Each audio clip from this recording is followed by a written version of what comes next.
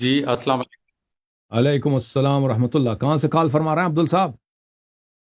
جی میں ہوں پاکستان سے لیکن رہتا دبئی میں ہوں۔ چلیں جناب، حکم کریں عبدل بھائی. کیسے ہیں سر آپ؟ اللہ تعالیٰ کا احسان ہے، بہت مہربانی ہے آپ کی.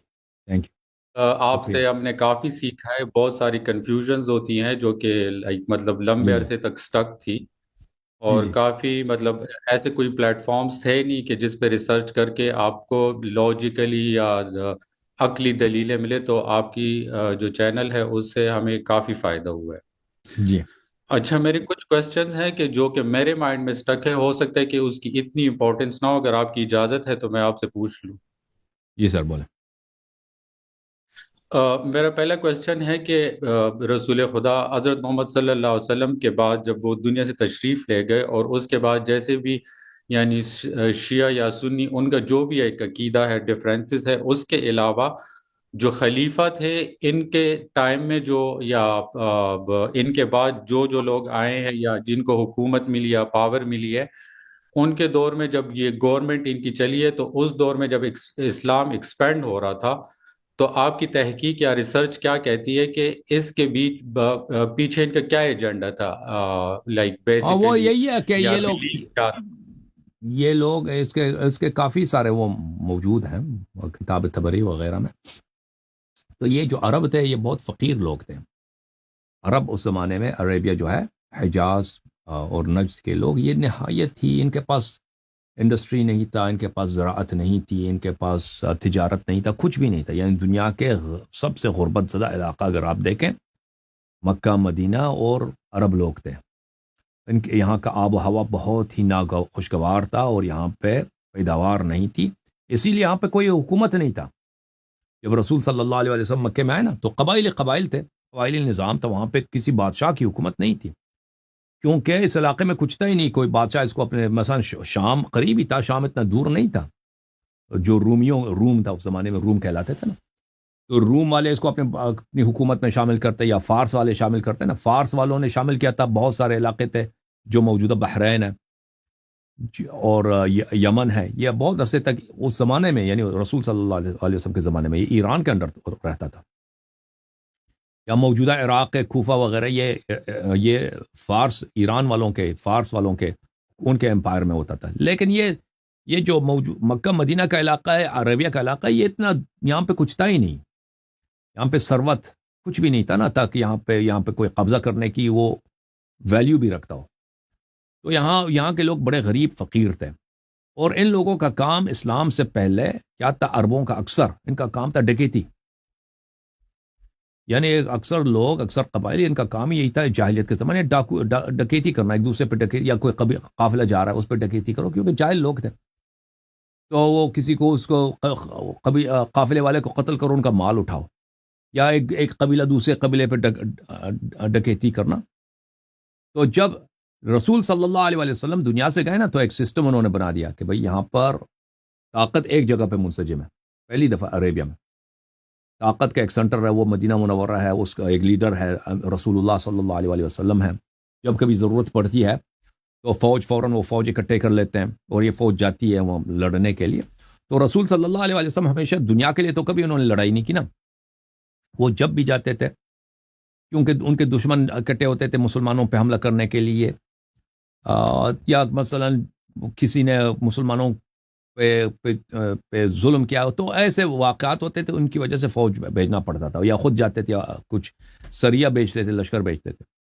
لیکن جب ابو بکر کو خلافت ملی ہے، تو یہ تبری وغیرہ میں لکھا ہے کہ انہوں نے قبائل کو جمع کرتے تھے، ان کو وعدہ دیتے تھے کہ آتے ہیں وہاں پہ بارڈر پہ، وہ شام کا بارڈر ہوتا تھا نا، روم کا اور فارس کا، تو وہاں پہ ہم ڈکیتی کرتے ہیں. یعنی بارڈر ٹاؤنز پہ ہم ڈکیتی کرتے ہیں. وہاں پہ چھوٹے چھوٹے ٹاؤنز تھے، وہاں پہ بہت سارے ٹاؤن ہوتے تھے، شہر ہوتے تھے. وہاں پہ جب ہم حملہ کریں گے، وہاں پہ دفاع کرنے والا کوئی نہیں ہے. وہاں پہ ہمیں مال ملے گا، سونا چاندی یا کپڑے شپڑے جو بھی ملے گا، کیونکہ ان کے پاس کپڑا بھی نہیں تھا. آپ کو پتہ ہونا چاہیے، عربوں کے پاس کپڑا نہیں ہوتے تھے. یہ عرب اکثر برہنہ ہوتے تھے، اکثر یہ صرف ایک دھوتی پہنتے تھے. یعنی یہاں تک قمیص وغیرہ بہت کم ان لوگوں کے پاس ہوتا تھا. بہت جو پیسے والے ہوتے تھے نا، ان کے پاس قمیص ہوتا تھا، یا کوئی شال پہن. یا اکثر یہ بخاری میں حدیث ہے، ایک صحابی کہتا تھا میں نماز پڑھاتا تھا تو میرے پاس ایک دھوتی تھی، اور جب میں سجدہ کرتا تھا تو میرا شرمگاہ نظر آ جاتا تھا. تو ایک عورت نے ہنسنے لگی کہ دیکھو تمہارا امام ایسا ہے کہ یہ جب سجدہ کرتا ہے رکوع کرتا ہے تو اس کی شرمگاہ نظر آ جاتی. تو پھر لوگوں نے وہ قبیلے والوں نے، کیونکہ میں امام جماعت ہوں، تو انہوں نے میرے ایک بڑی دھوتی کا انتظام کیا، خرید کے انہوں نے دیا. تو یہ اتنے فقیر لوگ تھے. تو ابو بکر نے ان قبائل کو جمع کیا کہ وہاں پہ بہت خوبصورت عورتیں اسی الفاظ کے ساتھ، اور وہاں پہ سونا چاندی ہے، وہ آپ کو ملے گا، آؤ. تو انہوں بہت بڑی فوج اکٹھا کر لی انہوں نے شام پہ حملے کرنے کے لیے، تو روم پر. تو یہ لوگ حملہ کرنا شروع کر دیا. تو اس کا اصل جو موٹیویشن تھا دنیا مال لینا. اور یہ عرب لوگوں ان کو چاہیے کیا تھا، یہ قبائل کے لوگ تھے، بھئی یہاں پہ ویسے بھوکے مر رہے ہیں، وہاں پہ پھر ان کو فائدہ بھی ہوا نا. جب انہوں نے ایک حملہ کیا نا، ایک چھوٹے سے بستی تھی بارڈر پہ، مردوں کو قتل کیا، عورتوں کو اٹھا کے لے کے آئے، خوبصورت عورتیں ہیں بھائی. اور بھی وہاں پہ گھوڑا ہے، جانور وغیرہ ان کو بھی ساتھ لے کے آئے، جو پیسے ویسے تھے وہ بستی میں اس کو اٹھا کے لے کے آئے. اسی طرح کرتے رہے نا. تو ان کو بہت انکریجمنٹ ملی، ان کو بہت شوق ملا کہ مزید اسی طرح تو فوج بڑھتی چلی گئی. تو ایک سال کے اندر ابو بکر کو بہت سارا فوج ملا. ان کا کام کیا تھا؟ ان کا کام یہی تھا بھائی، ڈکیتی کرنا اور مزید جگہوں کو لینا. اور پھر اسی طرح وہ اس زمانے میں شام خود روم کی جو امپائر تھی وہ خود اندرونی کشمکش میں مبتلا تھی، وہ خود کمزور ہو چکی تھی، اور فارس بھی اسی طرح. تو آہستہ آہستہ ان کے امپائر بن گئی، حکومت بن گئی. جیسے ہمیشہ یہ ہوتا ہے، چنگیز خان کا بھی یہی تھا. دنیا میں آپ دیکھیں جو مثلا جہاں پہ ویکیوم ہوتا ہے، پاور ویکیوم ہوتی ہے، وہاں پہ کچھ لوگ نئی لوگ آ جاتے ہیں وہاں پہ، وہ اسی طرح ان کی طاقت کہاں سے بڑھتی ہے. وہ چھوٹا سا حملہ کرتے ہیں، مال جمع کرتے ہیں، پھر مزید اپنے لوگوں میں اس کو بانٹتے ہیں. تو اس سے ان کو مزید ان کے عوام کو حوصلہ افزائی ہوتی ہے، فوج کی وہ موٹیویشن ملتا ہے کہ بھائی مال ملے گا ہمیں. تو اسی طرح یہ ہمیشہ تاریخ میں ہی ہوتا رہا. یہ مثلا ہندوستان کو جو فتح کیا بابر نے، کیسے فتح کیا؟ ایک چھوٹی سی فوج لے کے آیا نا ازبکستان سے، بابر صاحب نے، مغلوں کا جو سربراہ. ہندوستان میں اس زمانے میں وہاں پہ اندرونی کشمکش، وہ ہندو آپس میں لڑتے تھے، مسلمان اگر بھی تھے تو وہ ان کا کوئی حکومت نہیں. وہ چھوٹی سے فوج کے ساتھ لے کے آیا، جو لڑتے گیا نا، مزید مال ملتا گیا، مزید اس نے بھرتی کیا، مزید قبائل کو اس نے اپنے ساتھ بھرتی کیا. تو آخر میں اس نے ہندوستان فتح کیا، مغل امپائر اس نے احساس رکھا. جی سر.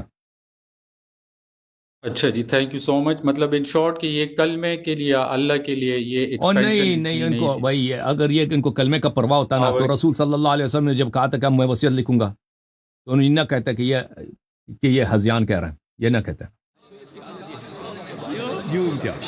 جوم جاؤ، پرواز کرو، کیوں فخر سے سر اٹھا، کیونکہ اللہ تعالیٰ نے تمہیں انتخاب کیا. صراط حق پر صرف تم ہو، صراط ایمان پر صرف کیا، کیونکہ اللہ تعالیٰ نے تمہیں انتخاب کیا. صراط حق پر صرف تم ہو، صراط ایمان پر صرف